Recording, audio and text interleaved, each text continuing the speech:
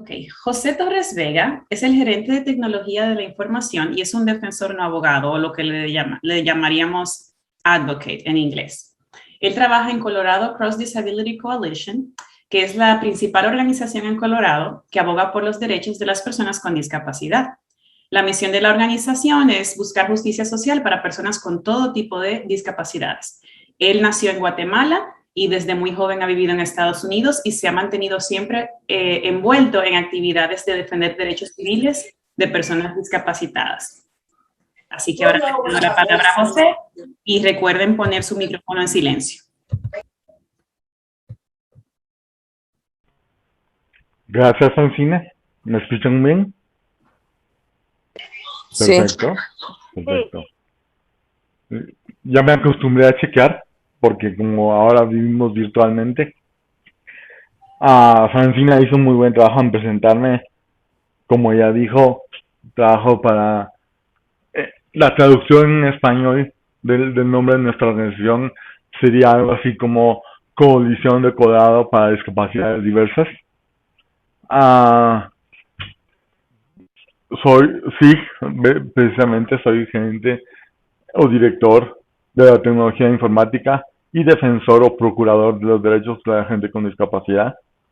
Am, el tema que voy a tratar hoy es un poco abstracto, queriendo decir que no es un tema concreto, es un tema difícil, es un tema también que no tiene que ver con algo que se pueda hacer acción, aunque sí, pero es más un concepto. Um, Originalmente di esta plática para mi organización hace 4 años ya. Después de una gran crisis que tuvimos, en donde el Congreso y la Casa de Representantes de Washington querían quitarnos a más de 30% del ingreso de nuestro programa de salud Medicaid para todo el país, no solo para Colorado. Ese fue en el 2017. Y tuvimos una cantidad de protestas y demostraciones por todo el país, más de 40. Arrestos, cientos de arrestos, maltratos por la policía y senadores que se negaban a hablar con nosotros, senadores que los obligamos a hablar con nosotros. Tomamos, tomamos por casi 4 días hasta que arrestaron a todos nuestros compañeros la oficina central de Colorado de uno de los senadores que estaba patrocinando directamente el quitar ese dinero a Medicaid. Y por eso hice esta presentación. Por eso mi directora ejecutiva, Julie Riskin, de mi organización, me pidió que hiciera esta presentación junto con otros dos compañeros.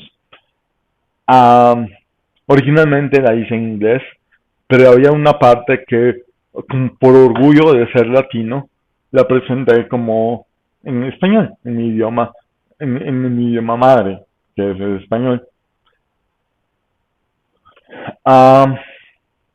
Para que sepan un poco, nos tardó 3 meses lograr esa campaña.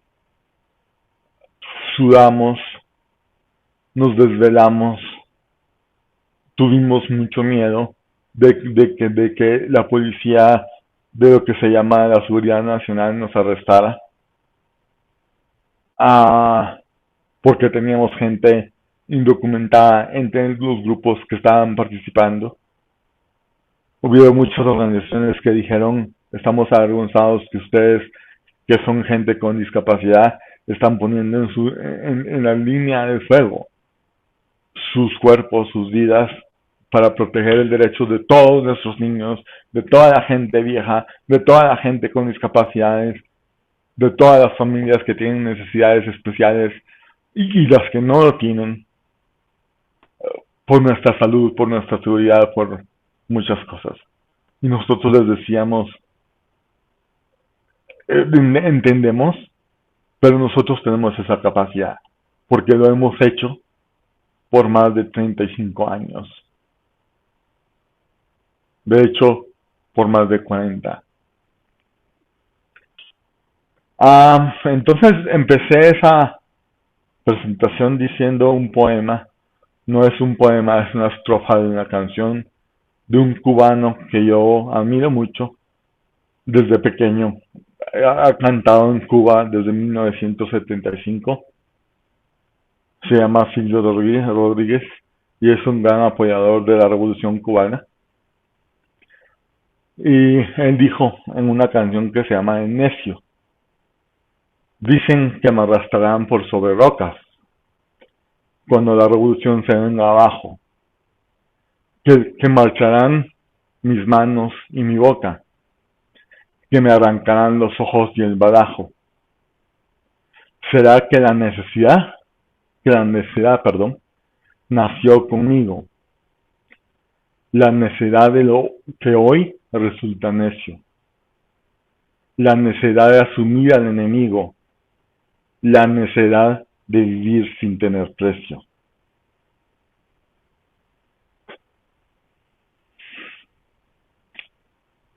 Durante diferentes épocas de la historia reciente de la humanidad, especialmente yendo a la Segunda Guerra Mundial, surgieron muchos líderes que dijeron cosas muy importantes. Y hay uno que también dijo una cita en uno de sus libros. Y esa es una de las razones por las que hago lo que hago, y después les explicaré un poco más. Dice, su nombre era Nimo Lear. Primero vinieron por los socialistas y yo no dije nada porque yo no era un socialista. Luego vinieron por los sindicalistas y yo no dije nada porque no era yo un sindicalista. Luego vinieron por los judíos y yo no dije nada porque no era yo judío. Entonces vinieron por mí y ya no había nadie que hablara por mí. Con esto quiero remarcar la importancia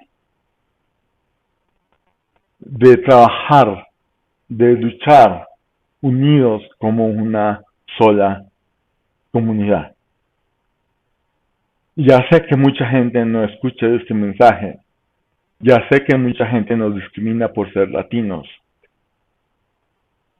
Pero en esta etapa especialmente en que estamos pasando una crisis de salud que nos ha llevado a una crisis económica, social, ética, moral, de seguridad, de muchas cosas, es importante que en vez de odiar, trabajemos juntos. Aún con aquellas comunidades, aquellos sectores que nos han discriminado y que todavía nos discriminan, el mensaje no es de odio. El mensaje debe ser: somos humanos, tenemos que compartir este planeta a fuerza, trabajemos juntos.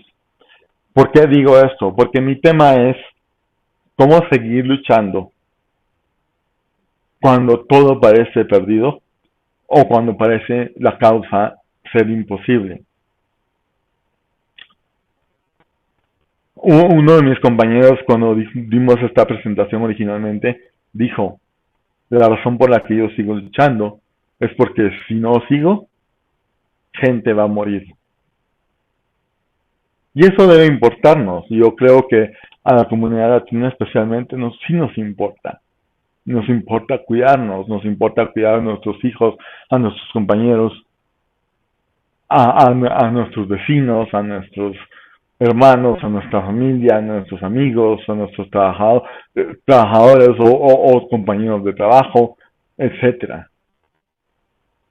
Porque en nuestra cultura, como mencionaba la doctora Paso al principio, nuestra cultura no es individualista, sino es lo que yo llamaría más una visión social o una visión comunitaria, solidaria. Y creo que no debemos perder eso. Entonces, ¿cómo tomar valor cuando todo se ve perdido? El primer, uh, la primera táctica que yo he utilizado es hacer mis sentimientos en ese momento a un lado, lo cual es difícil, y poner mi cabeza fría en lo que estoy, cuál es la misión, qué es lo que debo lograr, no importa cuántas veces me derroten. Ser valiente no es no tener miedo. Ser valiente es tener miedo y seguir aún así luchando. Se lo digo con experiencia propia.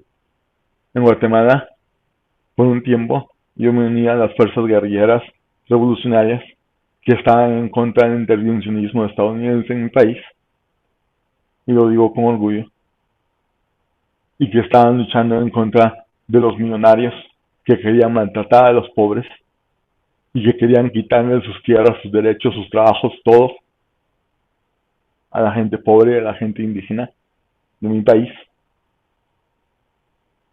Me arrestaron una vez.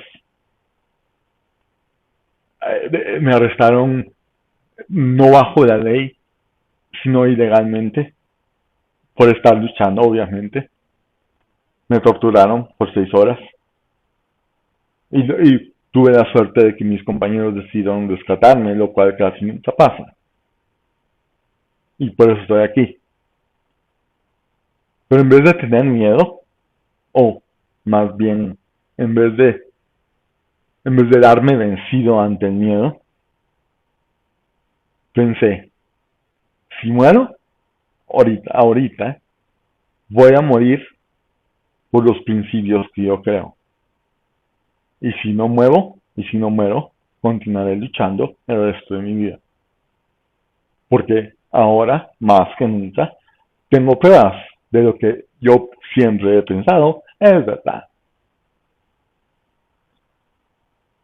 No estoy diciendo que estas cosas sean fáciles, no, son difíciles. Y para nosotros los latinos que somos muy emocionales y muy emotivos, es aún más difícil. Pero es muy importante mantener en mente que cuando luchamos por una causa, nosotros dejamos de ser importantes. Lo que es importante es la causa. Lo que es importante es la meta. Claro, la gente dentro de la causa es importante. Hay un maestro estadounidense, un profesor que se llama profesor Noam Chomsky, él es judío, quien ha sido crítico de las políticas estadounidenses internacionales desde los 12 años, imagínense. Y ahorita tiene 93 años, ya, y sigue activo. Dijo una vez en una entrevista que le hicieron hace relativamente poco, dijo, para ser activista no es suficiente poner tu dedo gordo del pie en una causa y decir, sí, yo participé en tal protesta y soy activista. Es una cosa que se hace para toda la vida. Ser activista de verdad conlleva una vida de trabajo y esfuerzo. Y a veces de algunos sacrificios, por supuesto. La otra táctica para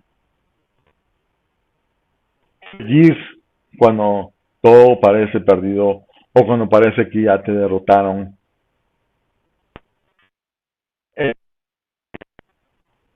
pensar lo que dije antes.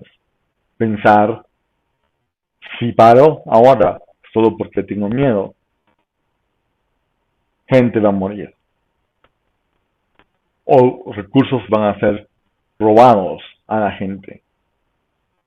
Hay una de otra organización a la que participo como activista para gente con discapacidades, que se llama ADAPT, por sus siglas en inglés. Y ella es originalmente cubana, pero desde pequeña se vino a Estados Unidos. Y una vez, nuestros derechos no son dados. Nosotros tenemos que luchar por ellos. Y luego, luchar como que si no hay mañana. Lamentablemente es cierto. Y creo que ustedes, más que en una otra audiencia, saben de lo que estoy hablando. Saben que si uno no lucha todos los días, si uno no habla, si uno no aboga, si uno asiste, hace presencia, sus derechos son pisoteados. Y no importa en ese escenario, no importa si eres latino, o si eres negro, o si eres blanco, o si eres de cualquier otra raza.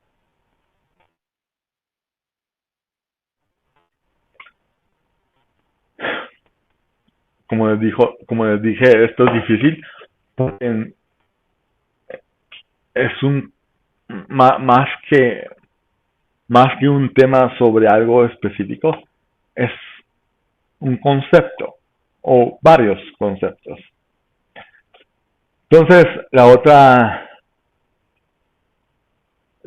parte de seguir luchando es la siguiente pregunta. ¿Cómo seguimos luchando cuando sabemos que habrá consecuencias y o represalias?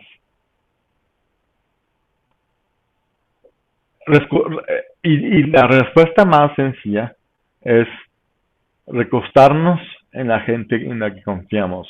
Los líderes comunales, como Elisa, por ejemplo, solo para darles un ejemplo, como Julie Reskin, gente así, que sabemos que siempre, no importa qué, nos van a apoyar. Y o nos van a decir, no, mira, yo pienso que ahí estás equivocado. Siempre, antes de tomar una causa, solo porque suena bonita o porque de alguna forma apela a nuestros intereses de algún nivel, hay que hablar con alguien que tenga una perspectiva diferente para saber si estamos en un punto correcto o en un punto equivocado. Y porque eso nos va a dar validez a nuestra causa. Bueno, sí tenemos razón. O no, mejor me quedo callado. Y esto no vale la pena luchar.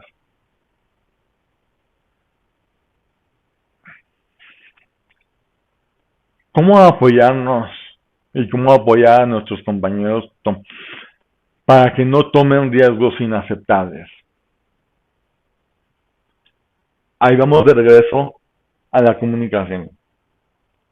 Cuando estamos en una causa es importante conocer a las personas claves en esa causa o en esa organización con la que estamos participando, con los que podemos hablar y consultar y decirles, yo tengo esta idea,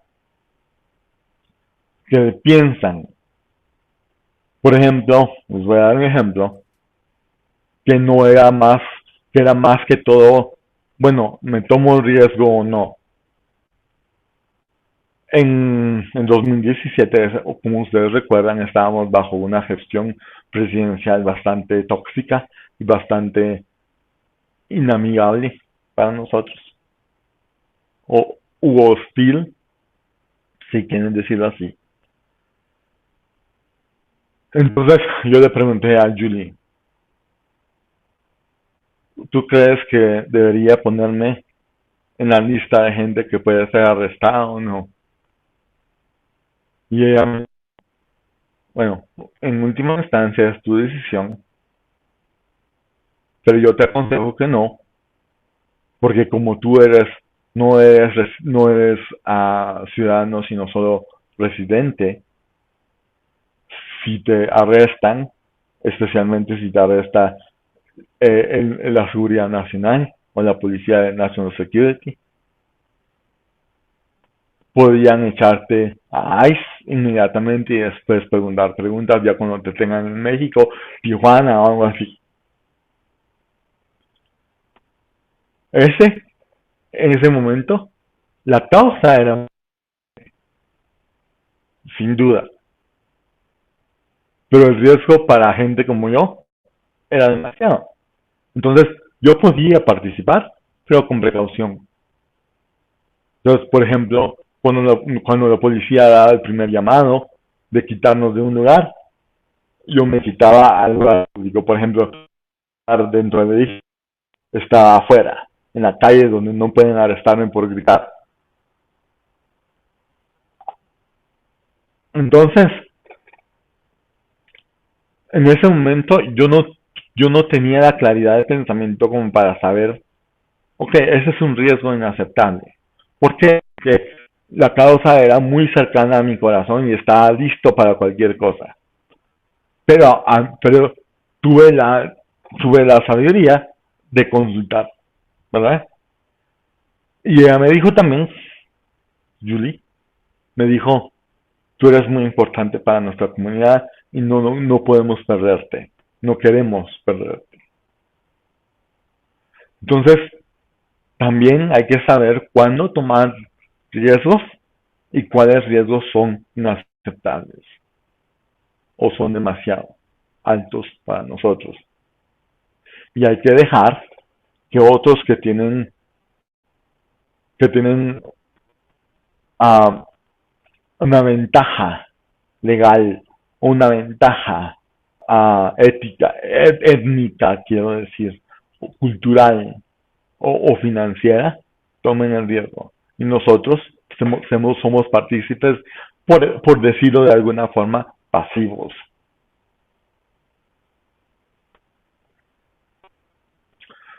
¿Cómo permanecer enfocados para poder continuar la lucha a largo plazo? Esa es una pregunta bastante difícil. Permanecer enfocado por largo plazo quiere decir que si hay una causa que sabemos que no se puede arreglar del día a la noche, sino que va a tomar meses o quizá incluso años, no nos demos por vencidos solo por que no va a salir inmediatamente. O no darnos por vencidos solo porque es muy difícil, mejor me voy a otra causa. Sino si es importante para nosotros, si es importante para nuestra comunidad, si es importante para nuestro estado, si es importante para nuestra familia en grandes rasgos y todo eso, seguir enfocados también quiere decir no solo no darse por vencido, sino también quiere decir no perder la visión de qué es lo que estamos haciendo, por qué estamos haciendo lo que estamos haciendo. El ejemplo clásico de esta presentación, voy a usar la campaña del 2017. Después de 3 meses era muy difícil porque estábamos bajo el sol, bajo la lluvia, hasta la medianoche, a las 4 de la mañana, sin poder cambiarnos de ropa, sin poder rasurarnos, sin dormir mucho. Pero ¿cuál era la causa? Nunca perdimos visión de cuál era la causa. La causa era rescatar Medicaid, no pelearnos con la policía, no pelearnos con la prensa. Algunas peleas eran necesarias, pero ese no era el enfoque de la lucha. La lucha era que se enfocaran en lo que significa Medicaid para toda la comunidad, ni siquiera solo para la comunidad discapacitada, sino para la comunidad latina, para la comunidad estadounidense blanca, la comunidad de otros inmigrantes de otras partes del mundo, para los niños, para las mamás, para los pobres, para todos, ¿verdad? Ese era el enfoque que debíamos mantener. No las peleas de todos los días, porque era fácil enojarse. Cuando, por ejemplo, Fox News estaba enfocándose en que la gente que estaba tomando la oficina del senador Cory Gardner usaba el baño, usaba el baño del edificio en vez de la oficina porque le cerraron de la oficina. Y todas las oficinas demás del edificio se estaban quejando.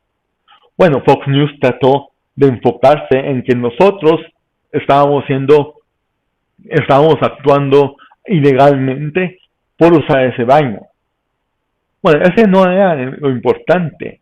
Eso era una causa, un efecto secundario, una cosa que estaba pasando por un acto ilegal que ellos hicieron dentro del edificio. Entonces, en ese momento lo que yo hice, por ejemplo, y otro compañero me ayudó, le dijimos a otros medios de comunicación como Canal 2, 7 y 4, les dijimos, necesitamos una entrevista ahorita con ustedes y necesitamos que nos sigan hacia donde está el carrito de Fox News, porque queremos aclarar una pequeña cosa y queremos aclarar que la causa no es el baño de Cory Gardner, la causa es Medicaid para todo el país. Y ese es nuestro enfoque. No vamos a pelear por cosas tontas.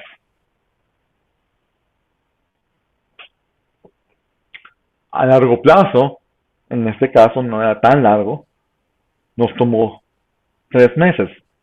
Y decir que salimos de esa causa en parte derrotados, en parte campeones. ¿Por qué? Porque en sí no fue ganada. Nuestras voces no fueron escuchadas. De último, ese intento de quitarnos el dinero fue bloqueado gracias a la astucia de un republicano que dijo, ¿no? Y nos dijo en una reunión, nos dijo, con los argumentos de ustedes no vamos a ganar, pero yo tengo un argumento que puede ganar. El presentar este cambio sin dejarnos leerlo por varios meses antes es un atropello de la ley. Y por eso ganamos, solo por eso. Eso nos dice a todos cuán poco a veces el enemigo, que no íbamos a ganar por las causas justas, sino por un tecnicismo legal.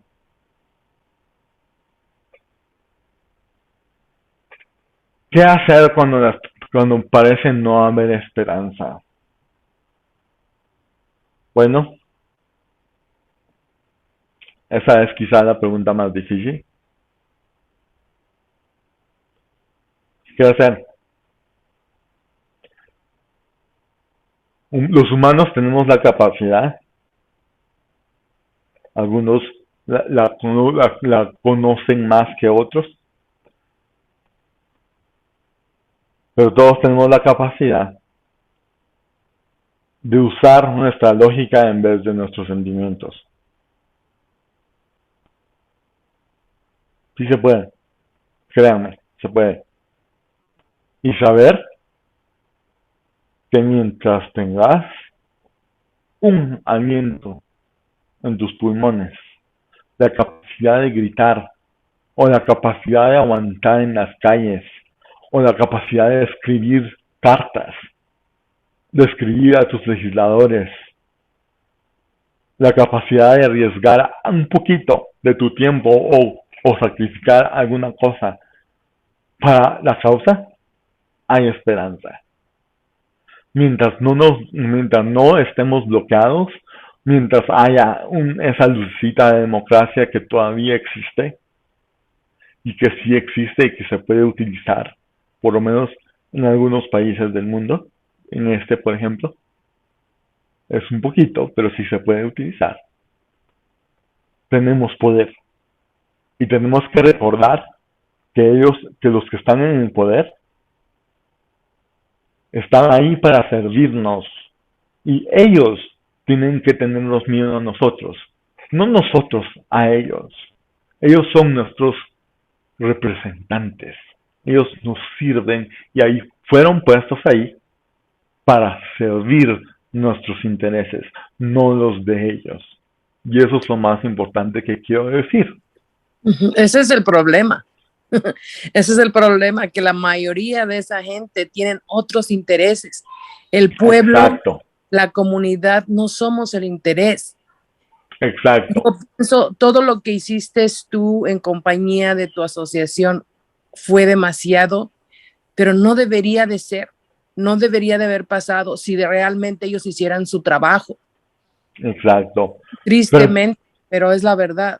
Pero Mayora, te voy a dar un ejemplo para que veas que en otros países pasa casi igual, pero un poquito mejor en algunos sentidos. Por ejemplo, en Francia, recientemente, hace unos 4 años, o tal vez 5, el presidente francés de ese momento quiso quitar una pequeña ley que le quitaba unas horas de vacaciones a la gente embarazada, a las mujeres embarazadas que tienen derecho laboral mayor que los Estados Unidos en Francia. ¿Y qué pasó? El pueblo agarró las calles de París, quemó las camionetas, los buses de transporte público y los quemó y los puso bloqueando todas las calles principales y les dijo al presidente: ahorita vamos al Palacio Presidencial a sacarlo de ahí físicamente y vamos a tomar nosotros el poder hasta que se haga elecciones en donde se elija a alguien que nosotros queremos, no que ustedes quieren, no que el partido oficial quiere. Y pasó, lo sacaron con policía y todo. La policía tuvo que apoyar. El ejército se quedó al margen y dijo: nosotros no tenemos nada que ver ahí, es una acción popular cívica. Y en 3 meses hicieron una elección electoral de emergencia. No, yo sé que en Estados Unidos no se puede hacer eso. Un país demasiado poderoso y demasiado estricto. Sin embargo, a nivel local, por ejemplo en Colorado, gracias a DAT, gracias a ACLU, gracias a CCDC, gracias a muchas organizaciones, Grupo Vida, ARC y otras muchas que ni siquiera puedo mencionar porque no las tengo en la cabeza. Desde hace muchos años es es el tercer, puedo decirlo así, el tercer estado más democrático de Estados Unidos. ¿Por qué creen que hay mucha gente que se está mudando de otros estados para acá? Porque aquí tienen más derechos. Porque aquí la gente con discapacidad tiene más derechos, la policía no puede tanto abusar de la gente hispana, ni tampoco de la gente discapacitada mentalmente, tampoco de la gente que tiene discapacidades intelectuales o que tiene discapacidades neurológicas y tienen comportamientos raros. No pueden abusar de la gente vieja tanto porque hay vigilancia y porque cada vez que pasa hay gente que actúa y los lleva a corte. Y eso es peligroso para ellos. Ahora he recibido varios comentarios aquí en Zoom. Y quería leer uno. Primero. Voy a leerlos todos, pero quería leer uno primero. Que es una amiga mía, Rosario Moaico. Perdón, dije mal tu nombre. Ella la he conocido por muchos años ya. ¿Qué valor tienes, José? ¿Cómo te admiro? Feliz de escucharte. Gracias, no lo había leído.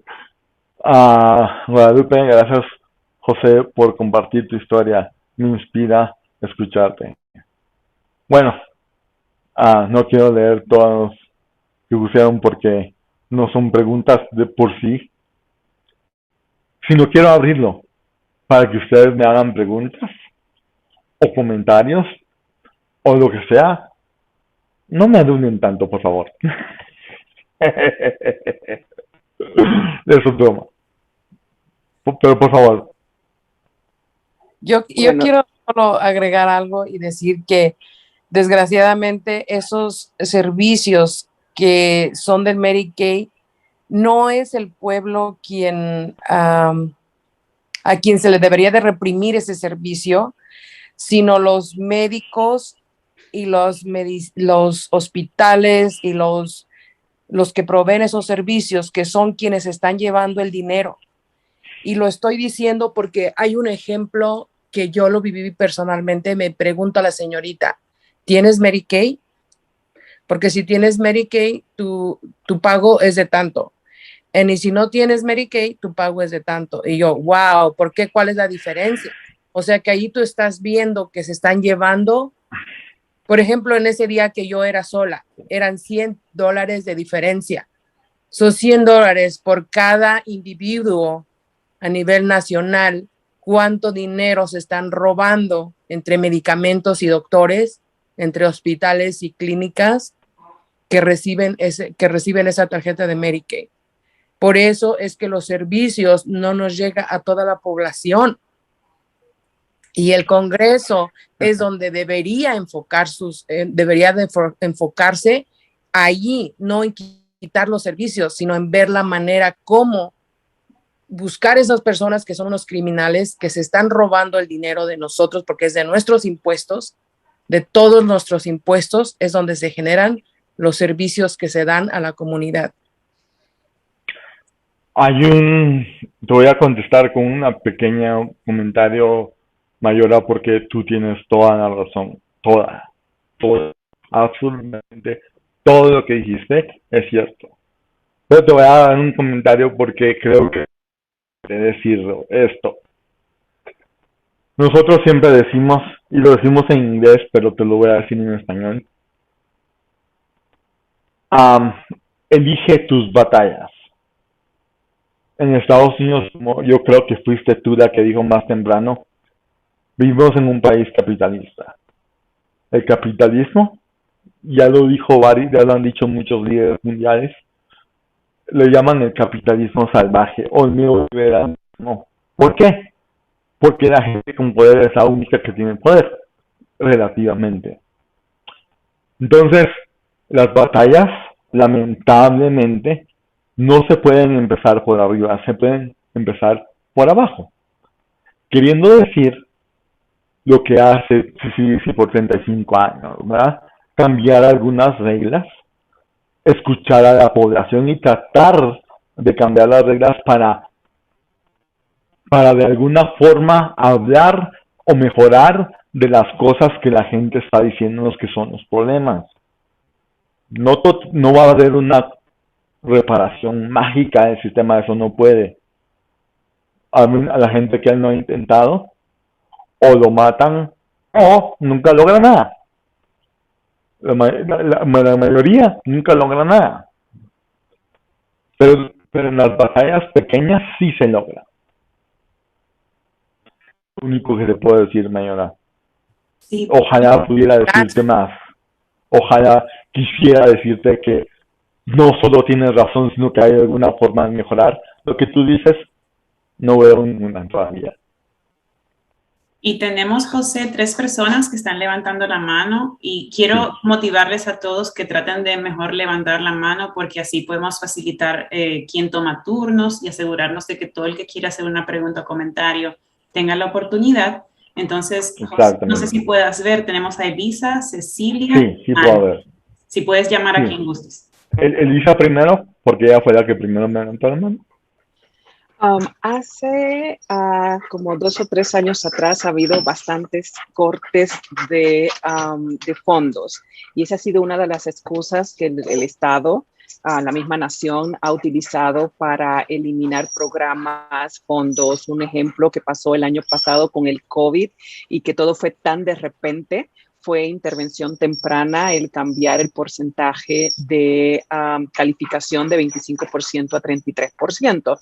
También está otro programa que no sabía que existía y me dijeron existía, pero lo eliminaron por recorte de fondo, que fue el programa de transición para jóvenes que le gustaría ir al college y que pueden utilizar de 18 a 21, donde el distrito pague por esos créditos en vez de ir solamente a un programa de vida independiente. Que de esos dos casos, el patrón que vi fue rápido, la excusa fue recorte, abrieron para la comunidad, pero no dejaron la oportunidad de conocer. La gente no conoció mucho lo que estaba pasando. Tomaron decisiones y ya. ¿Qué consejos tú das cuando hay una situación que ponen, porque la excusa del patrón es, no tenemos dinero, tenemos que recortar, y lo triste realidad es que la gran mayoría de las veces lo que recortan son programas de más necesidad? Wow, qué difícil. Elisa, no por nada sos la directora ejecutiva. Ah, la primera cosa que yo diría es hacer investigación. ¿Por qué? Porque si vamos a los ejemplos más recientes que fueron por COVID o por la pandemia, como quieran llamarlo, cuando hicimos la investigación, Judy Riskin estuvo envuelta, muchas organizaciones estuvieron envueltas en esta investigación, era cierto. O sea,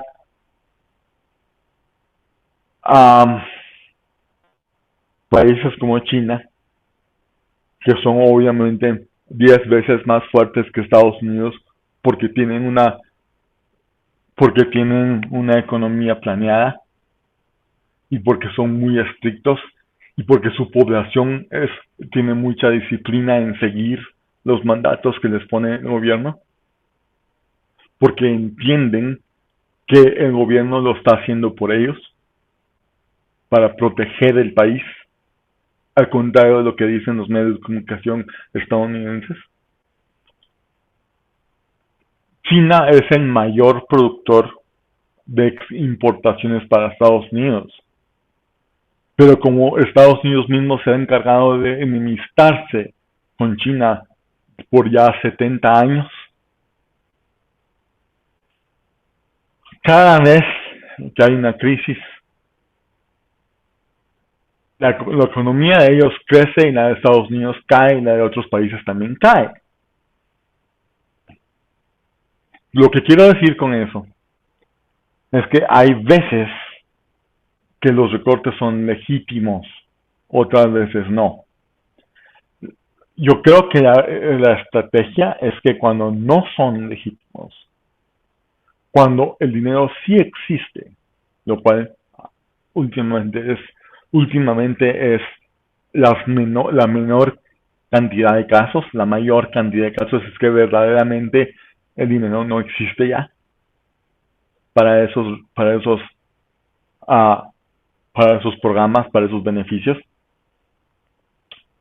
Es, como dije antes, empezar por abajo. ¿Quién tomó esa decisión? Inmediatamente. ¿Quién está encima de esa persona o de ese departamento? Y hablar con todos los niveles posibles, de abajo para arriba. ¿Por qué de abajo para arriba?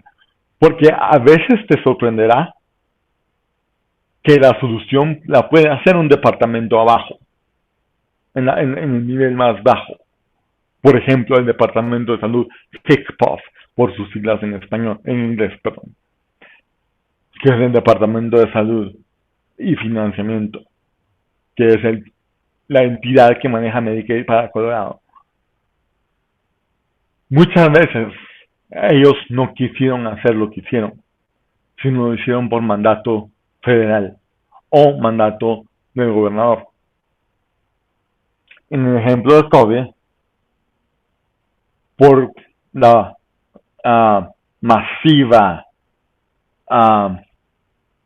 carencia de hospitales, de capacidad hospitalaria, de medicinas apropiadas para el COVID, de conocimiento sobre la pandemia y la cantidad de ignorancia que se está manejando,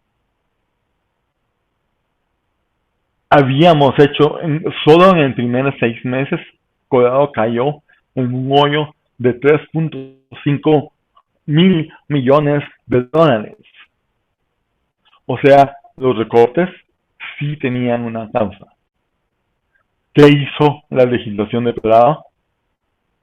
Hablar con gente como Julie Riskin y decir qué podemos hacer.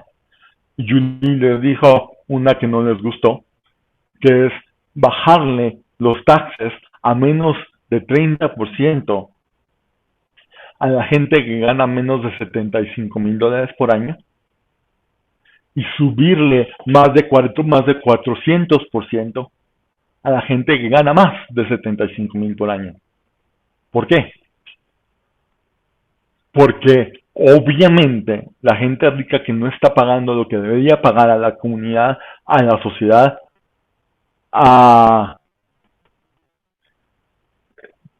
tiene más responsabilidad de mantener activa y viva y coloreada nuestra economía. Pero eso no les gustó. Algunas familias sí dijeron, yo estoy feliz de hacerlo, porque entiendo el problema. Estamos en un problema muy grave. Pero la mayoría dijeron, oh, no. Pero lo que sí logró hacer el Congreso y la Casa de Representantes es agarrar dinero de fondos que no tenían, se llaman fondos huérfanos, porque están ahí, pero no han tenido todavía una legislación que dicte a dónde van esos fondos. Entonces nosotros les dijimos, ¿qué tal si usan este fondo, que no están siendo utilizados para nada todavía? Y tuvieron muchos legisladores que son amigos de nosotros, tuvieron la astucia de decir, nosotros apoyamos unánimemente. ¿Ya? Y eso pasó. Pero tuvo que haber la influencia de mucha gente que hemos luchado por muchos años desde el nivel más bajo de la gente, digamos, no quiero decir bajo como derogativamente, sino quiero decir la gente de las calles, de la población, los latinos, la gente con discapacidades, todos nosotros, ya veo, Lisa, ya soy que me quiero reír, pero es la gente que tomó el liderazgo y dijo, vamos a hacer esto. Y si se puede, es legal. Entonces siempre mantener el ojo en investigar qué es legítimo y qué no es, cuáles son las posibles soluciones, saber dónde está el dinero de nuestro estado, de los beneficios de tal departamento en el estado, etcétera. Es información. Información es poder. Cecilia, creo que tú eras la siguiente. Sí, muchísimas gracias. Estoy feliz de conocerte. Me has inspirado y quiero hacerte una pregunta. Yo lidero un grupo de padres que tienen niños con necesidades especiales, pero ¿qué mensaje le dirías a esos padres para motivarlos que no vean que vean la capacidad que tienen sus hijos de salir adelante, que no mentalmente no poner esos límites como padre, porque lo he visto en este grupo, que no, mi hijo no puede, y damos una lista infinita de por qué, pero ¿qué mensaje le darías a esos padres tú? Otra difícil, gracias Cecilia. Me gusta cuando me ponen un reto, o muchos retos. Mira, normalmente la forma en que nosotros lo hacemos es decirles,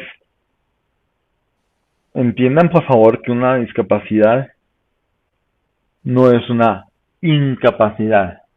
Hay otro término que ha sido aceptado en los últimos 16 años en América Latina, que en vez de decir a la gente que tiene una condición como la mía, decirles discapacitados o minusválidos como se utilizaba antes, lo cual es horrible. Decirles diferente habilitados. Yo tengo un amigo que tuvo una lesión en la espalda cuando tenía 19 años. Él es la persona más positiva, más inteligente que conozco en el estado de Colorado. Él inventó el programa Medicaid Buy-in para Colorado y lo creó y lo hizo realidad con ayuda de otras personas, pero él fue su idea y fue su estrategia. Y él dice, hay una diferencia entre ser discapacitado y ser diferente habilitado. ¿Por qué? ¿Qué te gustaría más? En navegación de barco se habla de una nave que está discapacitada o que está dañada. Bueno, se puede decir técnicamente, médicamente, se puede decir que yo estoy dañado de alguna forma, pero no estoy discapacitado. ¿Por qué? Bueno, ves aquí presentando para ustedes, mi trabajo requiere 60 a 70 horas por semana, a veces solo 40, a veces solo 35, pero el hecho es que lo hago. Y lo hago todo el tiempo. Entonces yo retaría a esas personas a pensar en diferente habilitado. Cualquiera, dice mi amigo lo dice de esta forma, cualquiera que pueda mover la cabeza o la boca en estos días con la capacidad tecnológica que tenemos hoy en día, puede hacer algo, puede trabajar en algo, puede participar en algo, puede colaborar, puede aportar.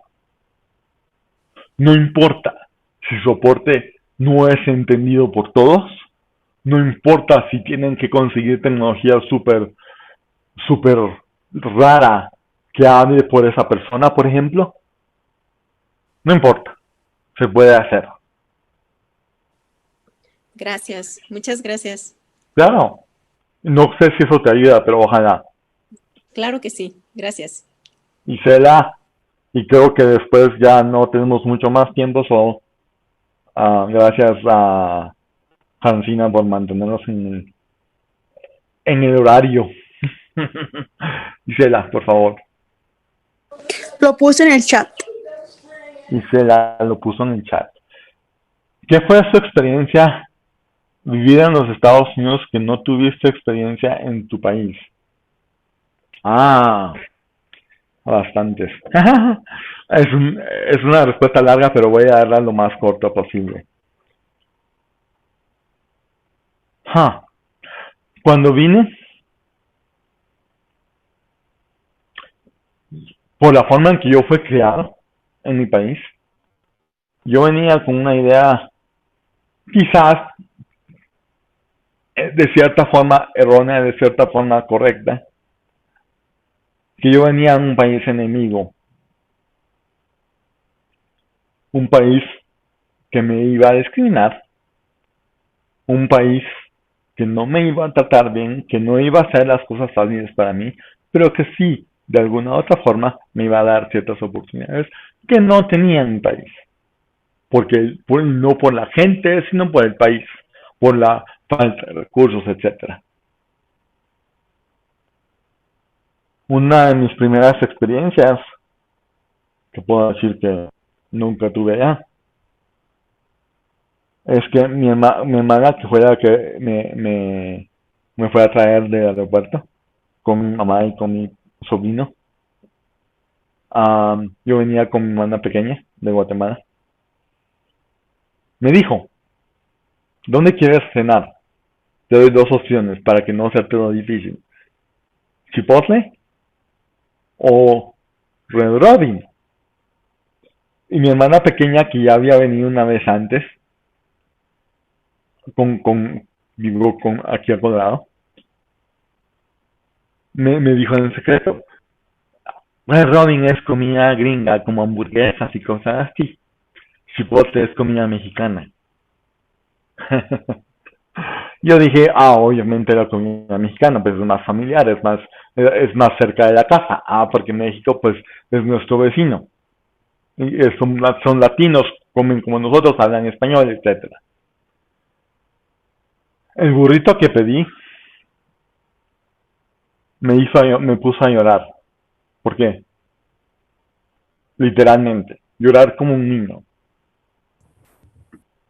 Porque la primera idea que se vino a mi cabeza fue, con este burrito, podía, que solo me costó $17 en ese momento,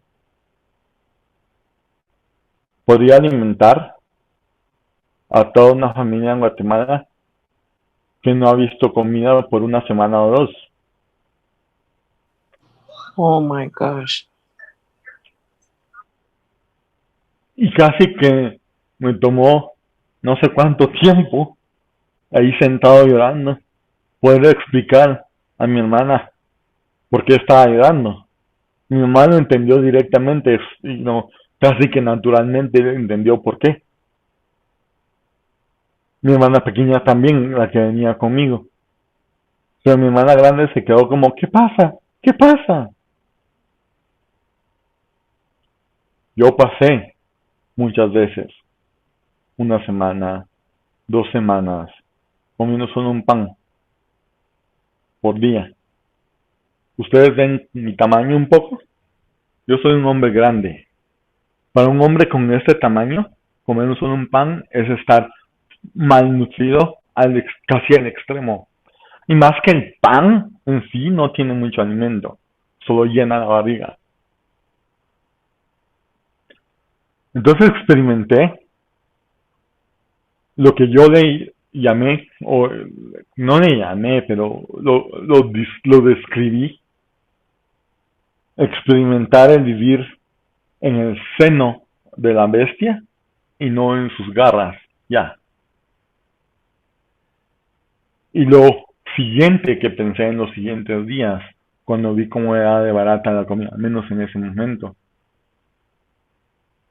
experimenté que entendía y lamentablemente no podía hacer caso omiso de esto. Es que en este país tenemos esto, porque este país destruye, esclaviza, maltrata, hace guerras, discrimina, bombardea, crea guerras económicas en la mayoría de países del mundo, con la única excepción de, como dice Noam Chomsky, de su perrito faldero, que es Israel.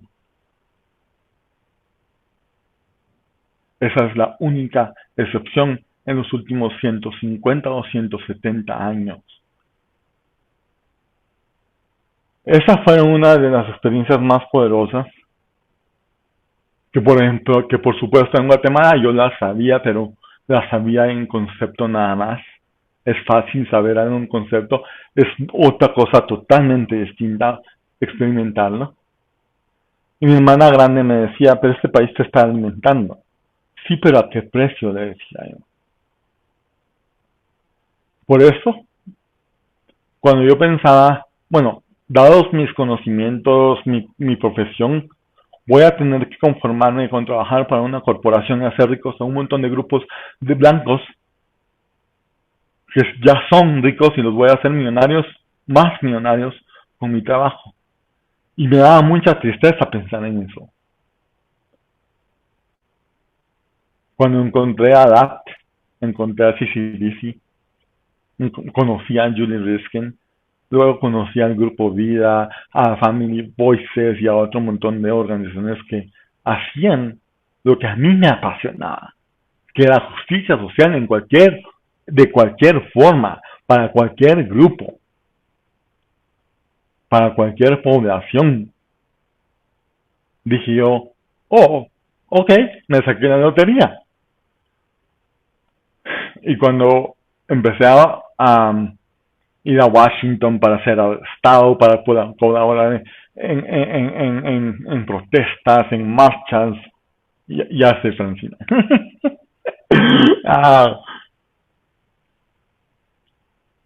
Dije, encontré mi pasión, encontré mi lugar, encontré lo que voy a hacer. Pero también experimenté lo que la doctora Cerca, ¿cuál es su nombre? Disculpa, Elisa. La doctora Pasos. Pasos. Dijo que fue la alienización de mi cultura. Hasta hoy día, por ejemplo, sigo sintiendo que al venirme aquí corté algunas posibilidades que aquí no tengo y que tal vez no voy a tener. Y es posible que yo esté equivocado, es posible que yo esté exagerando en mi mente porque me siento solo. Pero en mi país yo era un muchacho popular. Aquí soy un hombre aislado que solo se dedica a trabajar. Así que esas son algunas de las experiencias. Todavía tengo 3 minutos y los voy a utilizar para decir a Elisa y Mayora, especialmente porque ustedes fueron los que me dieron el reto más grande en sus preguntas y porque ustedes son las que tienen una visión bastante amplia de cómo es de injusto el sistema. El pueblo unido jamás será vencido. Unámonos pues. Gracias. Muchísimas gracias, José, por tus palabras. Es una de las partes que yo he estado aprendiendo, todo lo que es justicia social, y no solamente justicia social, sino las cosas que han pasado, las cosas que antes tenía algunos ciudadanos, algunas personas que vivían en Colorado y ahora no lo tienen por cortes de presupuesto, algunas cosas que todavía nos faltan, no importando que hemos llegado a algunos apoyos, y qué es nuestra parte. ¿Cuál es nuestro propósito? ¿Qué podemos hacer nosotros para poder llegar, para sembrar hacia la generación que viene atrás de nosotros? Y qué podemos hacer para esos cambios, y que se escuche nuestra voz. Yo siento que ha habido mucho tiempo, que ha habido muchas voces que se han escuchado, y no estoy diciendo que las voces latinas no se han escuchado. Tenemos increíbles defensores que continúan día a día hablando, esforzándose por nosotros. Pero nosotros, ¿qué vamos a hacer?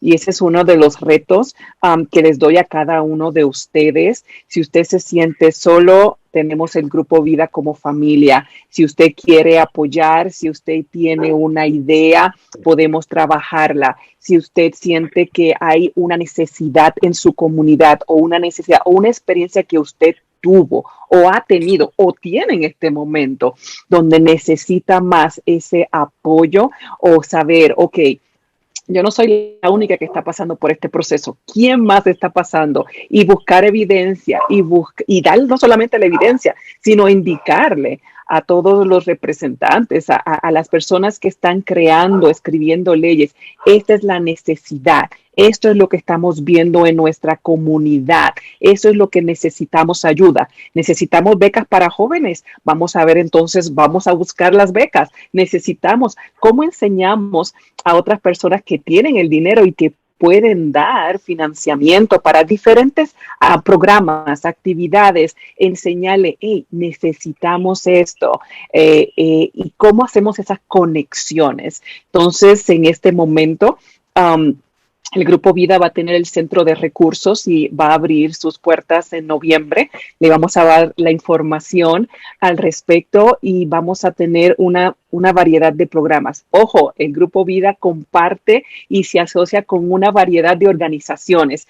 Si esas organizaciones están haciendo ese trabajo, nosotros solamente le damos porras. Sí, vamos para adelante.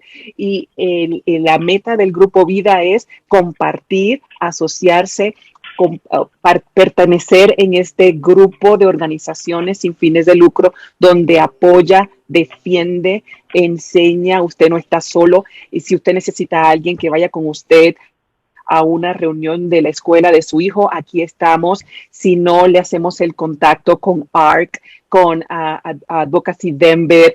Hay una situación en vivienda, hay diferentes organizaciones, entonces estamos para sentir parte de familia. Y ahora que tenemos esta nueva oficina, yo he estado hasta soñando cómo se va a ver, como si fuera una pequeña casita, ¿verdad? Donde nos sentamos a gusto. Entonces, quiero yes. agregar algo para José y decirle que dice él que en su país era popular y aquí se siente solo. Yo le quiero decir que allá y aquí es tan popular y que él me ha dejado una gran lección el día de hoy. Gracias. Mis amor para ustedes, mi amor, mi estima, mis respetos por lo que hacen y por lo que tienen que vivir cada día. Elisa, palabras muy elocuentes y muy certezas en estos tiempos. Gracias por hacer lo que haces. Gracias a todo el Grupo Vida por hacer lo que hacen. Y me siento es un honor para mí que me hayas llamado para ser parte de nuestra directiva. Y con mucho gusto tomo el puesto que quieres que tome como presidente. Lo voy a hacer con humildad para ustedes, no para mí. Nada de lo que yo hago, nada de lo que yo hago es para mí, sino es para mi comunidad. Muchas